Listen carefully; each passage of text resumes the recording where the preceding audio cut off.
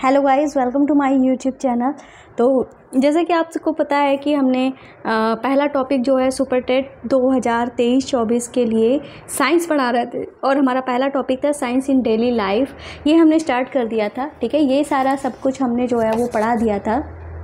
तो हमारी पहली क्लास हुई थी, उसी में हमने ये सारा सब कुछ आपको पढ़ाया है, ठीक है। अगर आपको देखना है ना तो प्लेलिस्ट में चले जाइएगा, आपको वहाँ पे ये क्लासेस जो हैं वो मिल जाएंगी, ठीक है। तो आज हमें कहाँ से पढ़ाना है? आज हमें यहाँ से पढ़ाना है विदेशी वैज्ञानिक एवं उनका युग, ठीक है। विदेशी वैज्ञानिक की बात करते हैं तो ये हमारे पहले वैज्ञानिक का नाम है एडवर्ड जेनर। क्या नाम है? Edward Jenner. एडवर्ड जेनर ने रोगों से रक्षा हेतु वैक्सीन बनाई थी, ठीक है। सबसे पहली वैक्सीन जो है वो इन्होंने बनाई थी। हालांकि वैक्सीन तो कई वैज्ञानिकों ने बनाई हैं, पर रोगों से रक्षा करने वाली जो वैक्सीन है सबसे पहले जो है इन्होंने बनाई थी एडवर्ड जेनर ने, ठीक है। अलेक्जेंडर फ्लेमिंग की बात करते हैं तो इन्होंने पेनिसिलिन का आविष्कार किया था। फिर हमारे नेक्स्ट है मैडम क्यूरी, जो कि इम्पोर्टेंट है। मैडम क्यूरी जो है इन्होंने रेडियम एंड पोलोनियम का आविष्कार किया, ठीक है। गैलीलियो गैलीली ने दूरबीन का आविष्कार किया। थॉमस अल्वा एडिसन ने ग्रामोफोन और इलेक्ट्रिसिटी का आविष्कार किया, ठीक है।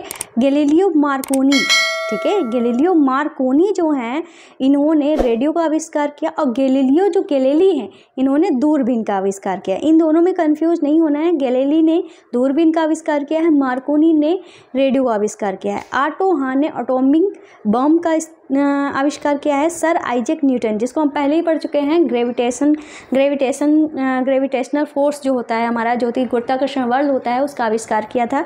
अलेक्जेंड्रो वोल्टा, ठीक है। अलेक्जेंड्रो वोल्टा जो है इन्होंने विद्युत सेल, इलेक्ट्रिक सेल का आविष्कार किया है। माइकल फैराडे, इंपॉर्टेंट है, माइकल फैराडे ने डायनमो का आविष्कार किया है। तो डायनमो के आविष्कारक कौन है? डायनमो के आविष्कारक माइकल फैराडे हैं। विलियम रोंटजन, ठीक है। विलियम रोंटिजन ने एक्सरे मशीन बनाई थी। विलियम रोंटिजन ने एक्सरे मशीन बनाई थी। जॉन लगी बेयर्ड ने टेलीविज़न का आविष्कार किया था, ठीक है। कौन है? जॉन लॉगी बेयर्ड ने टेलीविज़न का आविष्कार किया था, ये भी इंपॉर्टेंट है। एल्बर्ट आइंस्टीन ने फोटो इलेक्ट्रिक इफेक्ट दिया था। तो बात अगर आती है कि फोटो इलेक्ट्रिक इफेक्ट किसने दिया था? वो दिया था एल्बर्ट आइंस्टीन ने। तो इसका हम फिर से एक बार रिवीजन कर लेते हैं, ठीक है। अभी हमें आगे और पढ़ाना है, लेकिन हमने जो अभी तक पढ़ा है एक बार रिवीजन कर लेंगे तो हमें अच्छे से याद हो जाएगा।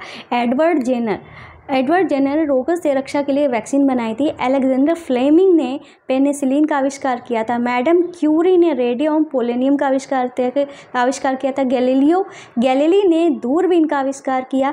थॉमस अल्वा एडिसन ने ग्रामोफोन और इलेक्ट्रिसिटी का आविष्कार किया। गैलीलियो मार्कोनी ने रेडियो का आविष्कार किया। ऑटो हान ने एटॉमिक बम का आविष्कार किया।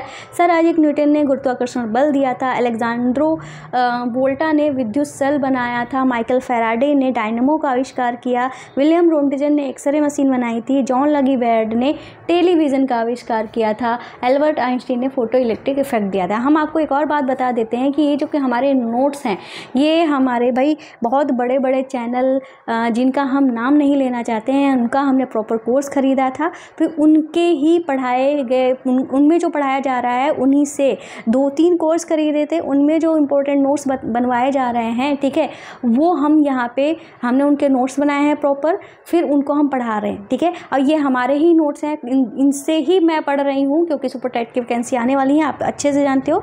और सुपर टेट की वैकेंसी, सुपर टेट का एग्ज़ाम मुझे भी देना है, इसलिए ये मेरे खुद के प्रॉपर नोट्स हैं, ठीक है। अब आपको कोई डाउट नहीं रहना चाहिए कि ये इंपॉर्टेंट है कि नहीं, मैं कहीं से भी नोट्स उठा के ले आई हूँ। कहीं से भी नोट्स नहीं उठा के लाई हूँ, ये हमारे बहुत ही बड़े बड़े चैनल्स के बनवाए गए नोट्स हैं, ठीक है।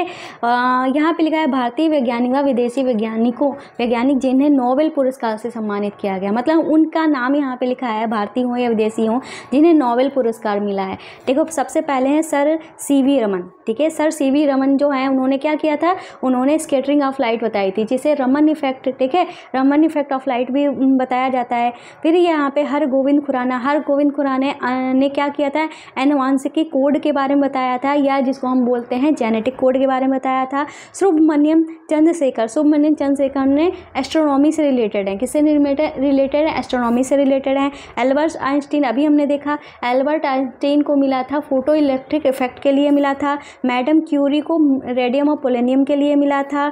अलेक्जेंडर फ्लेमिंग को पेनिसिलिन के लिए मिला था। एक बार फिर से रिवाइज कर लेते हैं भाई, सर सीवी रमन को नोबेल पुरस्कार किसके लिए मिला था, स्कैटरिंग ऑफ लाइट के लिए। हरगोविंद खुराना को किसके लिए मिला था, हरगोविंद खुराना को जेनेटिक कोड के लिए मिला था। सुब्रमण्यम चंद्रशेखर को किसके लिए मिला था, एस्ट्रोनॉमी के लिए मिला था। फिर एल्बर्ट आइंस्टीन को किसके लिए नोबेल पुरस्कार मिला, फोटो इलेक्ट्रिक इफेक्ट के लिए मिला।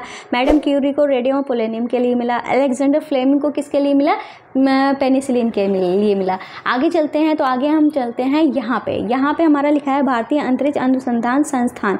भारतीय अंतरिक्ष अनुसंधान संस्थान को हम इंडियन स्पेस रिसर्च ऑर्गेनाइजेशन बोलते हैं, जिसको हम संक्षेप में बोले तो बोलेंगे इसरो। अगर आपसे इसरो का फुल फॉर्म पूछा जा रहा है तो क्या बोलेंगे, इंडियन स्पेस रिसर्च ऑर्गेनाइजेशन, ठीक है। अगर इसकी स्थापना की बात करते हैं तो इसकी स्थापना 15 अगस्त 1969 में हुई थी। 15 अगस्त 1969 में इसकी स्थापना हुई थी। इसका मुख्यालय की बात करते हैं तो इसका मुख्यालय बेंगलोर में है।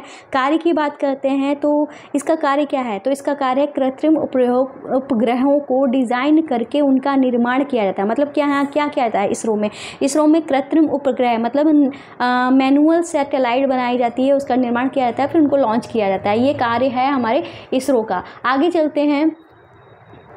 आगे चलते हैं तो यहाँ पे लिखा है कृत्रिम उपग्रहों के कार्य। अब बात आती है कि हम कृत्रिम उपग्रह आखिर बनाते क्यों हैं। तो कृत्रिम उपग्रह बनाने के भी कई रीजंस हैं, इनके कई मोटिव होते हैं। जैसे कि मौसम विभाग की जानकारी मिलती है, जैसे कि मौसम कैसा है, किस जगह पे कैसी मौसम की स्थिति है, कब कौन सा तूफान आने वाला है, कौन सी सुनामी आने वाली है, क्या होने वाला है, ये सारी जानकारी हमें इन कृत्रिम उपग्रह से मिलती है, ठीक है। मौसम विभाग जिसको हम क्या बोलते हैं, मेट्रोलॉजिकल स्टडीज़ बोलते हैं, ठीक है। फिर हमारी आपदा प्रबंधन मतलब डिजास्टर मैनेजमेंट जो है वो कृत्रिम उपग्रहों के द्वारा संभाला जाता है। नौवहन एवं समर्पित दूरस्थ शिक्षा संबंधी उपग्रह, तो ये क्या है, ये भी इसका कार्य है। नौवहन एवं समर्पित दूरस्थ शिक्षा संबंधी उपग्रह, navigation and dedicated distance education satellite, ठीक है। Navigation and dedicated distance education satellite जो है वो क्या है, एक कृत्रिम सैटेलाइट है जो हमें इसकी जानकारी देती है। आगे चलते हैं तो आगे हम यहाँ पे पहुँचते हैं। भारतीय अंतरिक्ष कार्यक्रम के जनक कौन है, डॉक्टर विक्रम साराभाई की अध्यक्षता में। इम्पोर्टेंट है ये, इसमें जो भी पॉइंट निकल के आते हैं वो सारे के सारे इम्पोर्टेंट है, ठीक है। भारतीय अंतरिक्ष कार्यक्रम के जनक डॉक्टर विक्रम साराभाई की अध्यक्षता में वर्ष 1962 में भारतीय राष्ट्रीय अंतरिक्ष अनुसंधान समिति या इनकॉस्पर का गठन हुआ। तो भाई अगर आपसे पूछा जाता है, सबसे पहला क्वेश्चन आता है कि इनकॉस्पर क्या है, तो इनकॉस्पर जो है उसका हिंदी में मतलब है भारतीय राष्ट्रीय अंतरिक्ष अनुसंधान समिति। एक बार फिर से देख लीजिए, भारतीय राष्ट्रीय अंतरिक्ष अनुसंधान समिति। इंग्लिश में कैसे बोलेंगे, Indian national space research committee, ठीक है। Indian national space research committee जो है वो इनकॉस्पर का फुल फॉर्म है। अब बात आती है भारतीय अंतरिक्ष कार्यक्रम के जनक कौन है। भारतीय अंतरिक्ष कार्यक्रम के जनक जो हैं वो डॉक्टर विक्रम साराभाई हैं। भी ये कौन है, इसकी अध्यक्षता, ये जो है भारतीय अंतरिक्ष कार्यक्रम की अध्यक्षता किसने की, तो अध्यक्षता भी किसने की है, डॉक्टर विक्रम साराभाई ने की।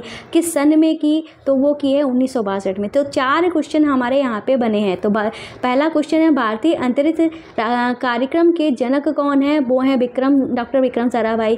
ठीक, इसकी अध्यक्षता किसने की है, भारतीय अंतरिक्ष कार्यक्रम की अध्यक्षता किसने की है, डॉक्टर विक्रम साराभाई ने की है। फिर किस वर्ष में की है, 1962 में की है। तो इन्होंने क्या किया था, इस कार्यक्रम में हुआ क्या था, तो इस कार्यक्रम में इनकॉस्पर का निर्माण हुआ था, इस इनकॉस्पर का गठन हुआ था। इनकॉस्पर क्या है, तो इनकॉस्पर जो है भारतीय राष्ट्रीय अंतरिक्ष अनुसंधान समिति है, जिसको हम Indian national space research committee बोलते हैं। ठीक है, इतने सारे क्वेश्चन बन के आते हैं और ये सारे क्वेश्चन इंपॉर्टेंट हैं। ठीक है, तो आज की क्लास को यहीं पे समाप्त करते हैं। आगे हमारा अभी काफ़ी कुछ बाकी है इस चैप्टर में, तो उसको हम नेक्स्ट क्लास में कराएंगे। क्लास पसंद आई तो चैनल को सब्सक्राइब करना, वीडियो को लाइक करना मत भूलिएगा। हमारे इस चैनल पे सारे के सारे सब्जेक्ट पढ़ाए जा रहे हैं। अगर आपको इंटरेस्ट है तो हमारे चैनल पर विजिट करें और अपनी पढ़ाई कंटिन्यू कर दें। हालांकि हाँ, नोट्स तो मैं खुद ही बना रही हूँ और आपको नोट्स की कोई प्रॉब्लम नहीं पड़ेगी, आपको कुछ भी ढूंढना नहीं पड़ेगा, कोई पेड कोर्स नहीं खरीदना पड़ेगा। आप इनसे पढ़ के, ठीक है, इन नोट से पढ़ के आप सुपर टेट को क्वालिफाई कर जाओगे, ये मैं 100% गारंटी देती हूँ, क्योंकि मैं खुद इन नोट्स से पढ़ रही हूँ।